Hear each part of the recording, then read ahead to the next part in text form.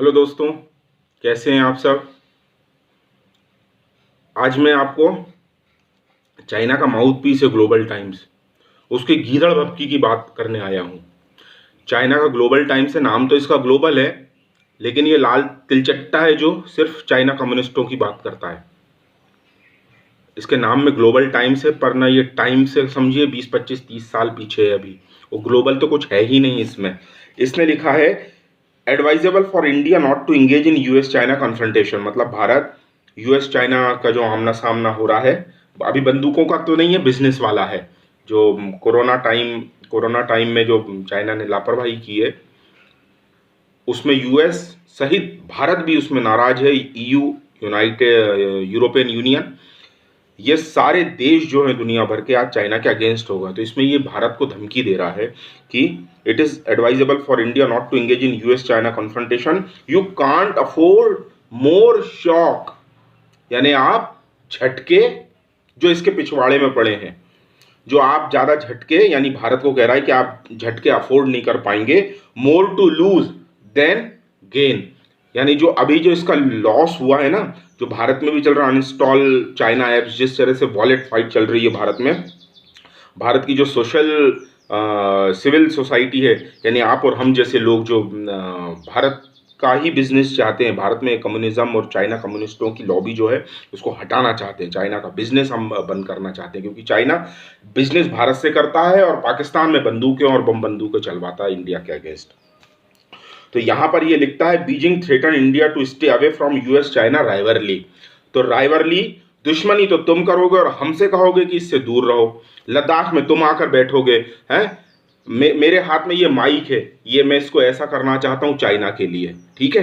हाँ, इंडिया को, भारत को धमकी देने से पहले 10 बार सोच लेना। यहां पर मैं आपको ये बताना चाहता हूं, टोटल बायलेटरल ट्रेड है between India and China, Bharat और चाइना का व्यापार है 93 बिलियन डॉलर, ठीक है, याद रखना। इसको बिलियन डॉलर में, 1 बिलियन में 10 लाख रुपए होते हैं इसको, और एक रुपया, $1 अभी चल रहा है अप्रॉक्स 76 77 का। मुझे थोड़ा सा अभी रफली आइडिया है, पूरा एक्यूरेट नहीं पता है। ट्रेड डेफिसिट विद चाइना, यानी हमारा व्यापार घाटा चाइना से है 56.8 बिलियन।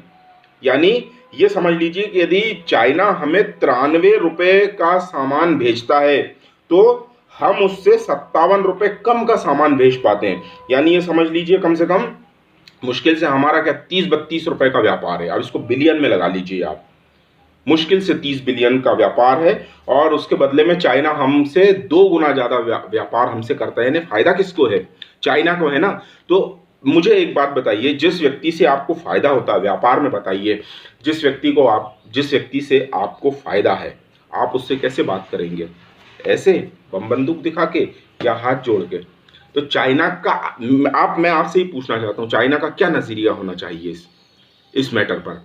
इंडिया के साथ, भारत के साथ क्या कहना चाहिए इस तरह से? चाइना क्या है, सीधी बात अपने, यानी जो उसको कहना है वो बिना लाग लपेट किए अपने ये पेपर में कह देता है। अब पेपर में कहने का मतलब क्या है कि अपनी जिम्मेदारी भी नहीं लेना और बात भी डाल देना। यानी जैसे हमारी जो गवर्नमेंट अगर कोई बात करना चाहती है तो फॉरेन मिनिस्ट्री है, एमईए वगैरह, ऑथोराइज्ड कोई मंत्री नेता होते हैं, वो लोग बातें करेंगे, या एक उस लेवल के व्यक्ति होते हैं, वो मीटिंग अरेंज करेंगे। पर चाइना किसी को धमकी देना चाहे ना तो वो अपने अखबार में छाप देता है और अपनी जिम्मेदारी नहीं लेगा। वो इन शब्दों की जिम्मेदारी पेपर के ऊपर है, लेकिन जो वो कहना चाहता है अपने अखबार में डाल देता है। तो मैं आप लोगों से पूछना चाहता हूं दोस्तों, वॉलेट फाइट में साथ दोगे भारत का? आओ हम सब मिलके इस चाइना का जो राक्षस है, लाल तिलचट्टे हैं ना, ये भारत में भी कम्युनिज्म है, बहुत परेशान करते हैं कम्युनिस्ट लोग। इनकी कोई विचारधारा नहीं है, ये विचारधारा इनकी है, ये करते हैं रोटी की बात।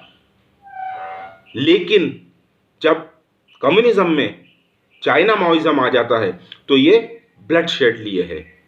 ये हमेशा बंदूक, बम, फोड़ फाड़, ट्रेन रोकना, पटरियां उखाड़ना। अभी जो मजदूरों का जो प्रॉब्लम देखा ना आपने दिल्ली मुंबई में, ये सब एंटी इंडिया की कम्युनिस्ट लॉबी है जो मजदूरों को भड़काती है।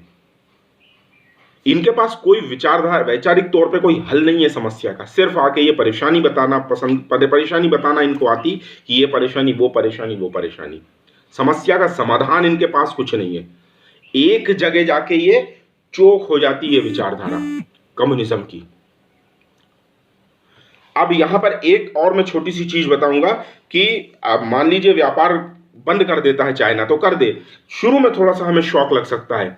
जो इक्विपमेंट आते हैं, एपीआई आती है दवाई बनाने के लिए, वो दवाई बनाने में हमें दिक्कत आ जाएगी। लेकिन मैं फिर भी ये कहना चाहूंगा कि यहां से हमें फिर वो वियतनाम है, ताइवान है, इंडोनेशिया है, ऐसे देश जो जहां से हम ये माल बुला सकते हैं, सॉफ्ट हार्डवेयर का, computer hardware, mobile, medical line में एपीआई जिनसे दवाइयाँ बनती है, ये हम बुला सकते हैं। तो हमें शुरू में थोड़ा शॉक लग सकता है, लेकिन आगे आने वाले समय में हमारा व्यापार घाटा खत्म हो जाएगा। हमारे अपने ही लोगों के पास, आपको 90 के दशक के याद होंगे जब लोगों की छोटी छोटी खिलौना फैक्ट्री हुआ करती थी, वो शायद खिलौना 10 रुपए या 15 रुपए का होता होगा, और सेम खिलौने 2 रुपए में, 3 रुपए में चाइना यहाँ पे डंप कर देता था। पूरे सारे इस तरह का व्यापार चौपट हो गया। यहाँ पर क्वालिटी उनकी नहीं रहती थी, ले लिया 2 रुपए में, घर गए, चला नहीं चला कोई वैल्यू, कोई जिम्मेदारी नहीं है।